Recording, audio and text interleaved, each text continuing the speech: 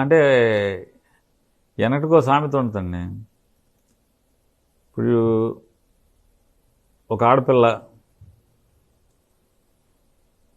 బాగా చదువుకుంది, గొప్పగా ఇంజనీరింగో మెడిసినో చేసింది. అమ్మా నాన్నకి వద్దన్నా సరే, వద్దమ్మా అని సరే అడిలు గీ పెట్టినా సరే, రోడ్డెమ్మడి గాలిగా తిరిగాడు ఒకరిని ప్రేమించి పెళ్లి చేసుకుంది. ఈ ఇరుడు సూర్యుడు అని చెప్పింది. రేపొద్దున పెళ్ళి అయ్యాక ఆడు హింసిస్తున్నాడు అనుకోండి, ఎవడికి చెప్పుకుంటుంది? చెప్పుకోలేదు ఎవడికి.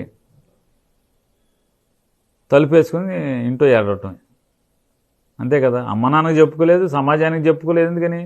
సమాజాన్ని, తల్లిదండ్రులని, బంధాలని అన్నీ ఎదిరించి పెళ్లి చేసుకుంది జులాయిని. ఇవాడు జులాయే కదా.